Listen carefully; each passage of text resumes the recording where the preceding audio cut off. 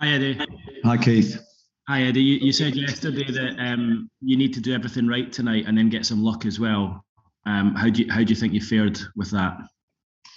Well, we didn't do everything right. That's clear. But we certainly didn't have the luck either. And I felt the turning point in the game's an obvious one. I can't understand how Mike's not stopped the game. Isaac clearly holds his head immediately, laying in our 6-yard box with another player. And of course, that leads to the goal. At the time, it was clear for me the game had to be stopped. I couldn't believe it wasn't. And for me, that's a key moment in the match. Do you think when it's a head knock, when it's a head knock like that, there should even be a decision to make? It should just be the game is stopped, and I think that has been the case for a while. Well, I couldn't believe what I was seeing because Isaac, I could see myself. It was holding his head immediately. It wasn't as if it changed. And the priority always has to be the safety of the player. Talk a lot at the moment about head injuries, and I felt that was I felt it was a wrong decision. I feel we've been really harshly treated today. Follows a similar pattern really of other games that we've had where just the rub of the green or the decisions have gone against us for whatever reason. But tonight, I think when you play at Anfield and you've got the lead, suddenly the crowd are in the game and Liverpool are on or up, and that made it very difficult from that moment onwards. Did you also feel, sorry to talk about the decisions, but did you also feel you should have had a penalty when Ryan Fraser went down under the challenge from Trent? Yeah, difficult. I've only seen it live. I assume that's what VAR is there for, and yeah, it's a difficult one to maybe complain too much about that one, but certainly other people's opinions have been that it was a penalty. I don't know. My feeling is the first goal and the decision for that had the key bearing on the result today, and that's the one that really aggrieves me tonight. And I know you'll obviously be disappointed with the end result, not getting anything from it. Do you feel that there's a bit of sort of progression from the weekend? Can you take some positives out of that display? Yeah, very much so. I think the players really gave everything to the game physically. I think you could see that Liverpool moved the ball very quickly. We had to work very hard to contain them. But I felt the players delivered that very well. We scored a great goal on the counter-attack. Maxi was a threat in isolated moments in the game when we managed to feed him with the ball. Probably disappointed with the second half on the ball. I felt we could have shown a bit more composure to open them up in those moments where we were in transitions. But in terms of what the players gave the game and their attitude and commitment to it, I thought we were good. I thought we had a better mentality about us today than we did against Leicester, and we were right in the match, right to the end. Obviously, until the third goal, we were right in the game, and I felt at any moment that we could get something today. Thank you. Cheers, Eddie. Thank you. Scott Wilson, Northern Echo. Hi, Eddie. Eddie, do you feel that that's one where if the boot's on the other foot and that's a Liverpool player down in his own 6-yard box, the same decision is given? I think you're going to take me into dangerous territory with that question. So I better not answer it, I think is my... Miles Stafford.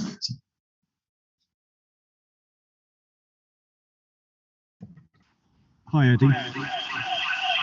You left Callum Wilson out the starting 11. Could you just explain that decision? Obviously, I know you've got to manage the players through this period. Yeah, very much with that in mind. We felt today was the moment where we could give Callum a rest and protect him. And obviously, I know the player very well. I know his history. I know how important he is for the team and for the club. And it was a case of just trying to manage his minutes. There's no guarantee, even if you do manage minutes, that you'll keep everybody fit. But I think we've got to be intelligent and make the right call on the players' behalf and obviously the team's behalf. So today was that moment for Callum. Dominic King. Eddie, just to check something that you said on to BT. You said that Isaac was dazed for 3 or 4 minutes after it. Was it 3 or 4 minutes after the game or 3 or 4 minutes after the incident? And did you think of taking him off? Well, I think you could see from the fact that he had treatment to the side of the pitch that was where I I obviously made that comment from, you could see he was taken off, he was treated, then taken off to the side, and he still didn't look 100% himself. I've not spoken to Isaac after the game to see if there's any lasting damage from the challenge, but he didn't look in a good place. And for me, he immediately held his head, and I think that was the key thing. There was no acting from the player. He was down. He couldn't continue. We paid the price for it. Chris Conway, ITV Tyne-Tees. Hi, Eddie. Hi. I just want to follow up on your point about VAR. Do you feel that it is used effectively within the Premier League? Because it seems as if there's real inconsistencies on a game-to-game basis with how it's deployed. Well, certainly when you look at the Leicester game, I didn't feel it was implemented correctly for us at that moment, because I think, as I said after Sunday's game, I felt the referee should have gone to review his own decision. And I think if he does, I think he changes that decision. But I think there's maybe an overemphasis on not reversing decisions to protect the referees, which I don't think is the right thing. I think all we want is to get the decision right. So I think that's where we are with VAR at the moment. Today, I don't know about Ryan's penalty. I don't know. I've only seen it live. I don't know. Was VAR did it look at it? I assume it did. But again, I think at the moment, the trend seems to be that they don't want to go against what the original decision is. A question from Mark. Yeah, hi Eddie. Can I just ask about Alan Saint-Maximin? He obviously went off holding his knee. It looked like. Is there any idea of kind of the state of that injury?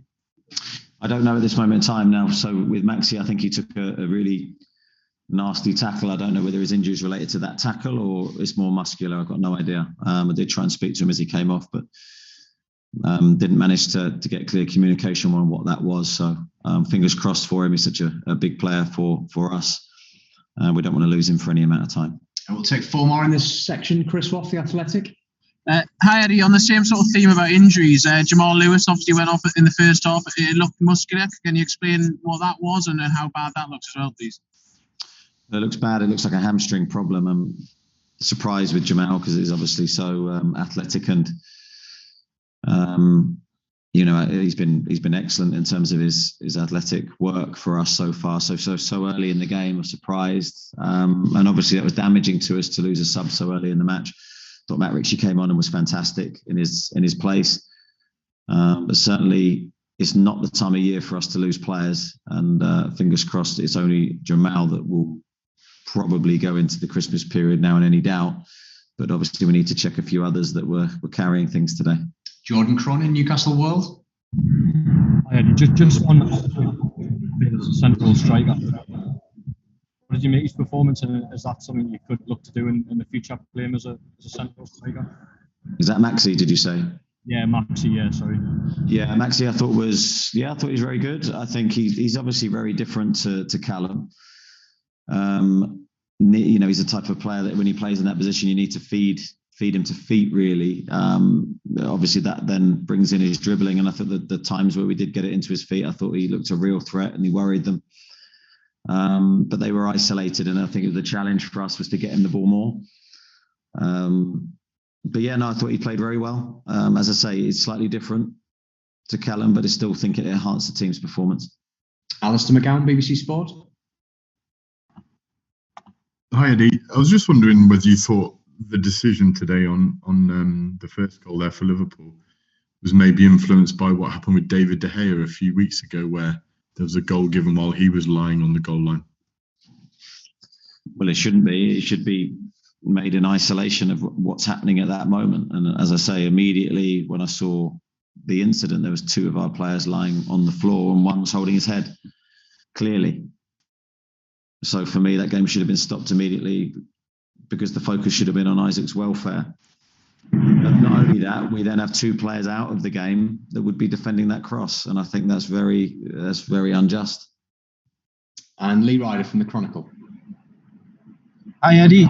Thomas Frank, before the game, believes the next round of fixtures should be called off. I just wonder what your take on that was. Would you rather play on and get these games done where you can? I think the key thing for me, I don't think we want, just my opinion, I don't think we want half the games played and half the games not played. I think I think the league really loses something if it becomes disjointed in terms of the number of games played. So I think a decision needs to be made for the benefit of the league and to make sure that there's integrity through the competition. That would be my view on it. I think they either all go ahead. I don't think we can have half the games played and half the games not played. I will now take questions on Sunday's match against Manchester City. This section will be embargoed until 10 a.m. tomorrow. That's